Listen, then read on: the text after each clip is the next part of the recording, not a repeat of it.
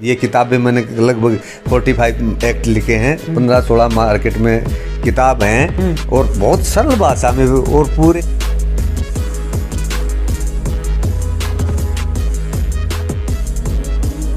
Helmet का चलान करने लग रहे और वो रोंग साइड से उल्टा घुमा के इधर बिना हेलमेट मेरे पास, सर नमस्कार। मैं बोला भाई मैं समझ तो गया और मैं विदाउट हेलमेट का चलान करने लग रहा। मैं भाई तू चलान करना पड़ेगा तेरे, क्या करूं मैं तो फंस गया। वो अगला आदमी बोला ये नमस्कार कर रहा है, इसको छोड़ दोगे क्या? मैं कहा भाई छोड़ तो कैसे देंगे, गलती थी इसकी भी है भाई। अब मेरे सामने वो बात होगी, धर्म संकट में फंसी। धर्म संकट में फंसा जरूर, लेकिन फिर क्या करूं बताओ, चलान करना पड़ता है। ऐसे मैं जिस दिन चलान करता हूँ दिन चलान करता हूँ, छोड़ता हूँ उधर चेक होए उसको भी छोड़ता हूँ।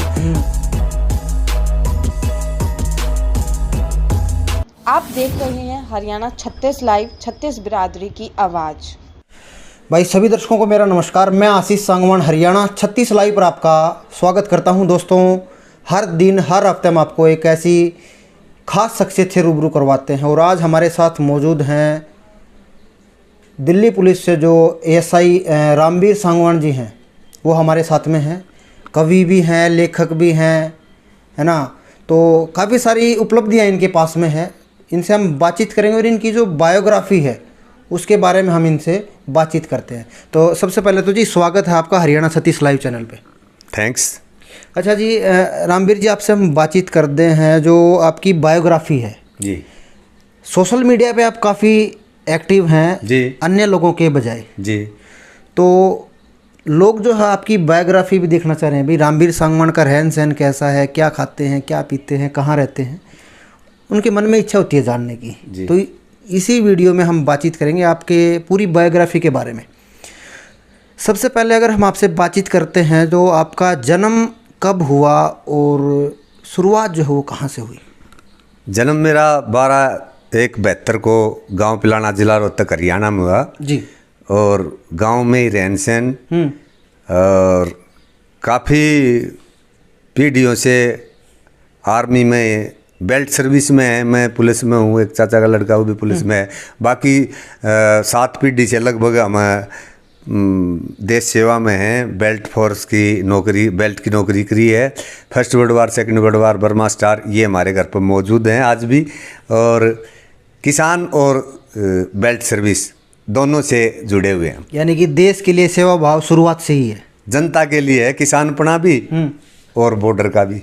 अच्छा जी, आपके अगर पेरेंट्स की अगर हम बातचीत करें, माता पिता मेरे दोनों दुरुस्त हालत में है। पिताजी तो हमने एकेडमी बना रखी है, सुबह शाम काम भी करते हैं, बल्कि पेड़ पौधे लगा रखे हैं, उनमें पानी डालना वो पिताजी सारा देखते हैं। गांव के अंदर ही बास पिलाना रोड पर एकेडमी बना रखी है हमारे।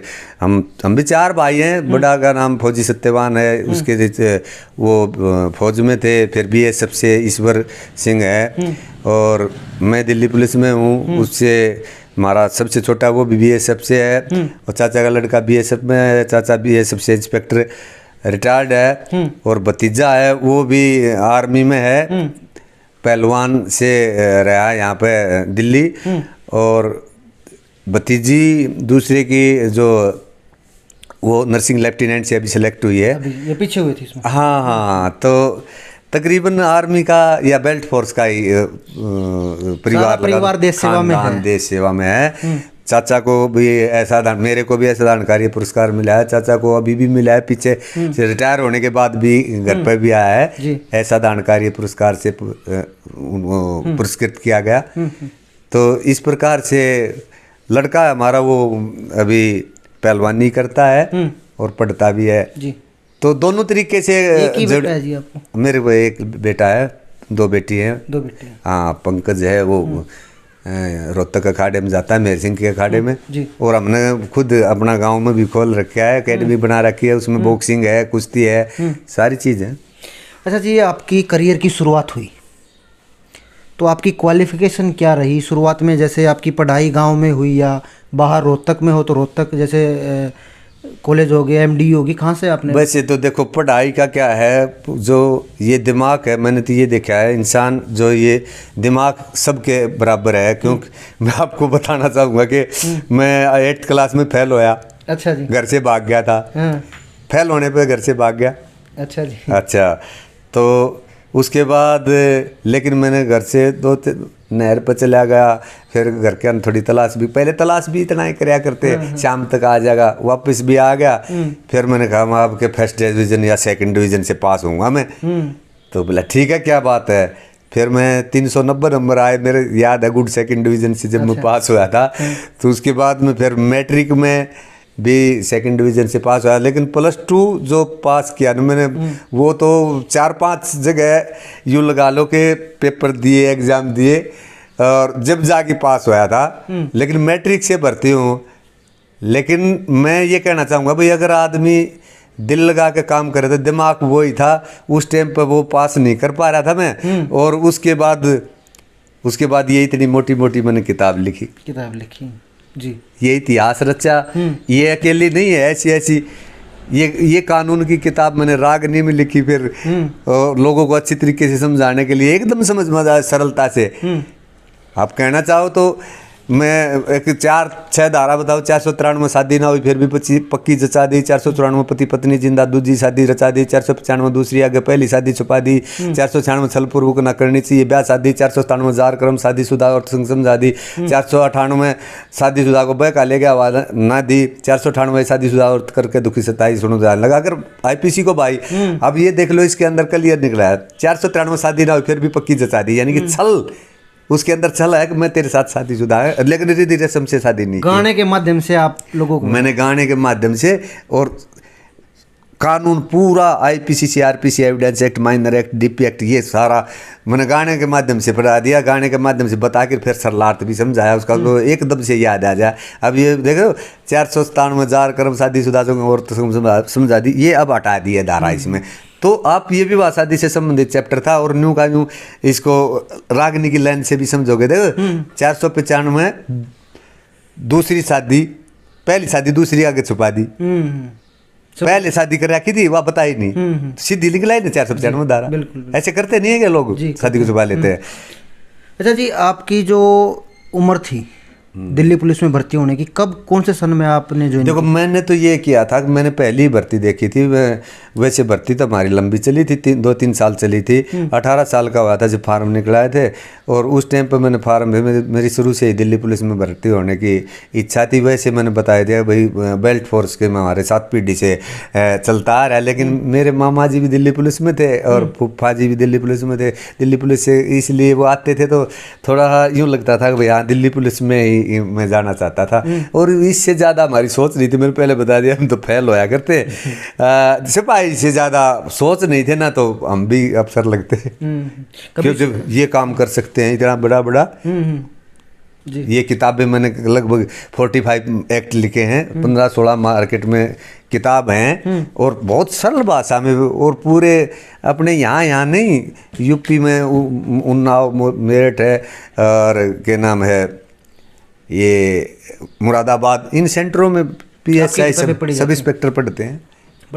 अच्छा जी, आपकी जो कोई ऐसा मौका जब आप अपनी लाइफ में बिल्कुल दुखी हुए हो, कोई ऐसा दिन? परमात्मा की कृपा से, उस भगवान की कृपा से बिल्कुल ऐसा कोई, कई बार कोई ऐसा इंसिडेंट होता है कि बंदा टूट जाता है जी, कोई ऐसा कोई मालिक ना आज तक मेरे को कुछ ऐसा मेरी ज़िंदगी के अंदर ज़्यादा नहीं आया। हमारे अब तक हमारे दादाजी एक्सपायर हुए थे हमारे सामने। वो जब काफ़ी सारा दुख आया था, 70-72 साल के थे जब मैं ट्रेनिंग में था। बाकी भगवान की कृपा ठीक चल रहा है, और इसी प्रकार से चलाता रहे।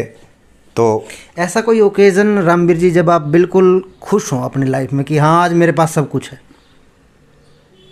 मेरे पास में काफ़ी शुरू से ही, जब से मैं आया हूँ, जब से एक तो मेरा वाक़ा है भर्ती होने का।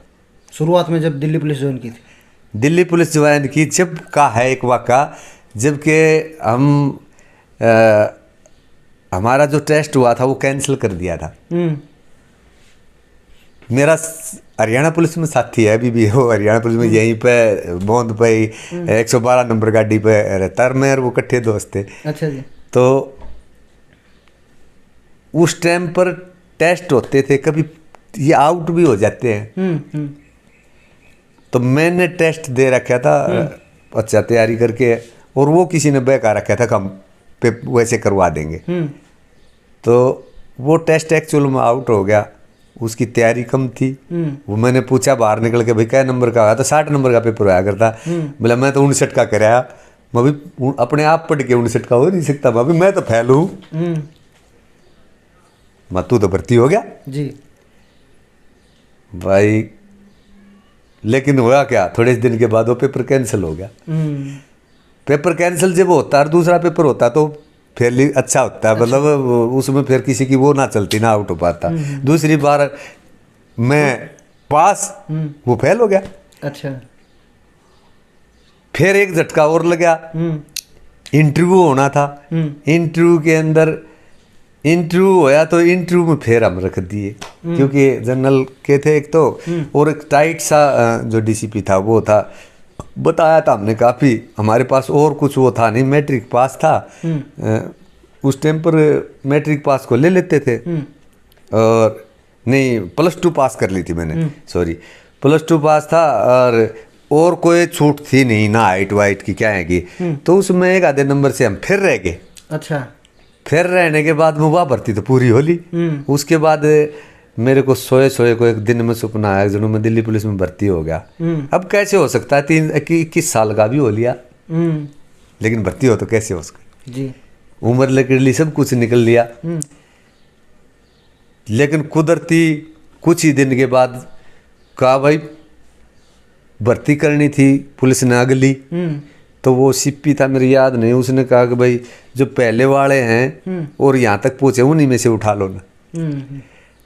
तो अचानक मेरे को पता लगा कि जो दिन में सपना आया था, अगर भाई एक लिस्ट लगने वाली है। दोबारा से? हाँ, वह सच्ची लिस्ट निकली, वह दोबारा लिस्ट में आया, मेरा नाम आ गया। ना किसी का एहसान रहा ना और कुछ। बहुत से लोगों ने बाद में भी जब जो संपर्क रहा था ना जिसका, उससे यूं कह के मैं करवा दूंगा, उनको यूं पता चल गया एक लिस्ट लगने वाली, नाम आ गया तो ठीक है, ना तो टाड़ा। जी जी बिल्कुल बिल्कुल। तो ऐसे ओकेजन पे एक मेरा, फिर मैं B1 टेस्ट से हेड कांस्टेबल बना। जब एक वाक़ा हुआ, मेरा एक साथी था, हमने रात भर पढ़ाई की। ये कानून उसके बाद में मैंने सरल भाषा में, कानून तो गवर्नमेंट बनाती है, मैं कानून नहीं बनाता, लेकिन समझाने के लिए सरल भाषा में मैंने लिखा। ठीक है। जब तक मैं हेड कांस्टेबल का टेस्ट दिया था ये नहीं थी, ये तो बाद में मैंने लिखी। हाँ, तो उस टाइम पर एक रट्टाफिकेशन से करते थे हम। तो एक अच्छा साथी हमारा साथी था, उसने बहुत तैयारी कर रखी, वो किसी से पास पढ़ने भी जाता था। हम लास्ट वाले दिन हम इकट्ठे पढ़े, तो उसकी तैयारी अच्छी थी। वो कहने लगा भाई मेरे तो पेपर ज़्यादा पेपर नंबर का हो रहा है। मैं बोला भाई मेरा थोड़ा कम हो रहा है, जब तेरा इतना का हो रहा है। तो फिर रिजल्ट आया तो वो 10-12 नंबर ज़्यादा बताओ था, मगर मैं तो रिजल्ट देखता ही नहीं भाई, वो ही फेल हो गया। तो जब लैंडलाइन फ़ोन होते थे, मैंने फिर 2 घंटे 3 घंटे बजाने के बाद मैं लिया मैं देख लूँ, देख तो लूँ एक बार। फिर एकदम पता चला कि भाई आपका तो नंबर पड़ा हुआ है। तो उस टाइम पर भी बड़ी खुशी हुई थी, उस टाइम पर बड़ी खुशियाँ होती थी। आजकल तो 10-15 साल में वैसे बना देते हैं, लेकिन पहले 20-20 25-25 साल तक के B1 टेस्ट के हवलदार ना बन पाते थे। और मेरे पास काफ़ी लोग आते थे जब मैं पढ़ाता था ना, ये हवलदार बनने के बाद 30-30 साल के सिपाही आते थे। वो यूँ कहते थे कि लड़की शादी करने होगी सर, मैं हेड कांस्टेबल बना दो किसी तरीके से। तो 3-3 दिन पढ़ा के मेरे हवलदार, हाँ 3 दिन, क्योंकि पहले 20 नंबर मिलते थे इसके सर्विस के, और 3-4 दिन में सरल भाषा में मैंने ये बता दी कि भाई ये बात है, ये याद रख लो, वो पार जाते थे। अच्छा जी, एक सोशल मीडिया पे हम देखते हैं आपको, काफ़ी बार मैंने भी देखा है सोशल मीडिया पे, आम आदमी आपसे बिल्कुल मिलजुल के चलता है, उसका क्या राज है वो बताएं। देखो, वैसे तो लोग पुलिस से डरते हैं, एक भय होता है, वर्दी से भी भय होता है। आपसे ऐसा क्या है कि लोग इतना कनेक्ट रहते हैं, बिल्कुल नेचुरली आपसे रास्ते चलते इंसान बातचीत करते हैं। ये वीडियो वगैरह में तो 2-3% डल पाते हैं, आते बहुत घने हैं। और कई तो बैक गियर में गाड़ी लाते हैं। मैं कहता हूँ भाई बैक गियर में गाड़ी मत चलाया, क्योंकि उल्टी दिशा में गाड़ी चलाना रोंग साइड हो जाता है वन वे। मैं उनको ये कहता हूँ। एक दिन एक आदमी तो ऐसा आ गया, हेलमेट का चलान करने लग रहे और वो रोंग साइड से उल्टा घुमा के इधर बिना हेलमेट मेरे पास, सर नमस्कार। मैं बोला भाई मैं समझ तो गया और मैं विदाउट हेलमेट का चलान करने लग रहा। मैं भाई तू चलान करना पड़ेगा तेरा, तो क्या करूं, मैं तो फंस गया। वो अगला आदमी बोला ये नमस्कार कर रहा है, इसको छोड़ दोगे क्या? मैं कहा भाई छोड़ तो कैसे देंगे, गलती थी इसकी भी है भाई। अब मेरे सामने 2 बात होगी, धर्म संकट में फंसी। धर्म संकट में फंसा जरूर, लेकिन फिर क्या करूं बताओ, चलान करना पड़ता है। ऐसे तो क्या करूं, वैसे तो चाहिए ही नहीं भाई, चाहे मैं हूं चाहे कोई हो, आपको उल्टी दिशा में नहीं आना, भावुक हो कि और ऐसा गलत कदम ना उठाए, आगे जाके आओ और हेलमेट हमेशा लगा रहे हो। एक दिन एक आदमी यूं ही बोला, मैं डाबड़ी मोड़ पर था, क्या नाम है, मैं बोला आगे करो गाड़ी को, आगे डिगाओ। बोला आगे कहाँ ले जाएं, जाम तो आपने लगवा रखा। मैंने कहा ना क्यों जाम लगवा रखा है? बोला जाम तो आपने लगवा रखा है। मैंने कैसे लगवा दिया? बोला ये सारे खड़े आपसे मिलने वाले हैं, आपसे मिलना चाहते हैं और उनमें एक मैं भी हूँ जी। तो कई बार फ्लोरों की लाइन लग जाती है। तो मैं तो यही कहता हूँ भाई देखो रास्ते से चलना चाहिए। अगर आप बैक साइड से गाड़ी लाते हो एक्सीडेंट भी हो सकता है। ट्रैफिक रूल्स को फॉलो करना चाहिए, ट्रैफिक रूल को फॉलो करना चाहिए। मेरा कहने का मतलब यही है कि ट्रैफिक रूल को फॉलो करना चाहिए हमेशा। और बड़ी अच्छी बात है आप मेरे को फॉलो करते हो। हम वीडियो काफ़ी लोग आके कहते हैं जी हमने तो घर बैठे कानून मिलने लग रहा है। और बोला मेरे कई तो जो कहते हैं परिवार मेरा आपका फॉलो और बात कराते हैं। कई बार इतने खुश हो जाते हैं, वकील तक आते हैं, जज तक मिलने के वो करते हैं। कई जज मिले भी हैं और वकील भी, स्टूडेंट भी अच्छे, यहाँ तक के एक मेजर जनरल भी मिला है।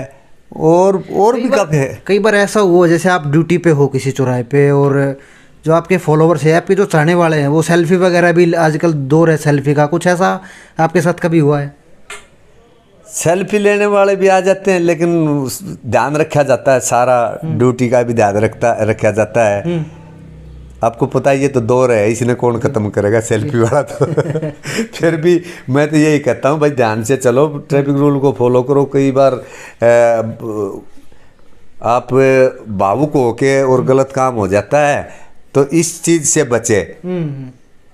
कई है ना रेड लाइट जंप करके आओगे और वो कहेंगे जी फला एक्सीडेंट हो रहा था, वो एडमिट था, और इस एडमिट के चक्कर में आप दूसरे को भी एक्सीडेंट कर दोगे। अच्छा तो मेरा सोशल मीडिया पे मैं यही है कि मैं जिस दिन चलान करता हूँ उस दिन चलान करता हूँ, छोड़ता हूँ उस दिन चाहे कोई हो उसको भी छोड़ता हूँ। और जिस दिन चलान करता हूँ तो कोई हो चलान भी करता हूँ। मैं ये नहीं कहता मैं चलान ही करता हूँ। चलान एक ऐसी चीज़ नहीं, आप जागरूकता, अवेयरनेस बहुत बड़ी चीज़ है, अवेयरनेस भी करना चाहिए हमें।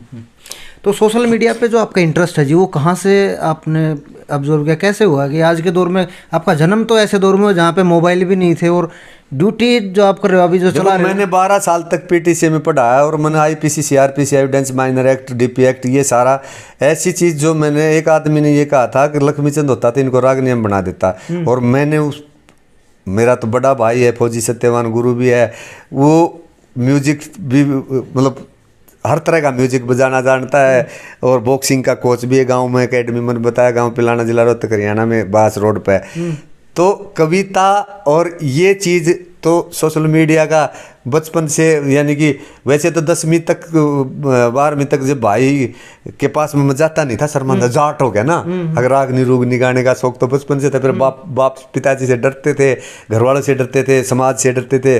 लेकिन ये कला होती है, इस चीज़ का पता होता है। इसी कला के कारण आज कितने देशों में मेरी मीडिया पर रो देखें। तो मैं जब ट्रैफिक के अंदर 12 साल मैंने पुलिस ट्रेनिंग कॉलेज झाड़ोदा के अंदर पढ़ाया, लॉ पढ़ाया, मेरे कानून को मैंने रागनी के माध्यम से बनाया, इतिहास के माध्यम से बनाया और सरल भाषा में सिखाया। लगभग 1000 धारा जबानी याद, जबानी है मेरा 1000 धारा। जी। आप कोई तो यूं कह दिया 1000 तो धारा भी ना होती, धारा बहुत ज्यादा है, अलग अलग एक्ट है। जैसे आईपीसी में है 511 धारा, 487, 484, सीआरपीसी में अलग अलग एक्ट में अलग अलग धाराएं हैं, एमबी एक्ट में अलग है। उनको कानून रागने के माध्यम से फिर मेरा ट्रैफिक में पोस्टिंग होगी। ट्रैफिक में जाने के बाद मैंने सोचा कि क्यों ना लोगों को ज़्यादा से ज़्यादा जागरूक किया जाए, और ज़्यादा से ज़्यादा जागरूक करने का एक ही माध्यम था, क्यों ना सोशल मीडिया पर आया जाए। और सोशल मीडिया पे एक वीडियो डाली मैंने जेब्रा क्रॉसिंग की, तो 93.5 FM वालों का वो रोहन, आप नाम सुना, और रोहन रोनकर वो है ना, तो उनका फोन आया, और सर आप कहाँ, वो क्या बात होगी भाई,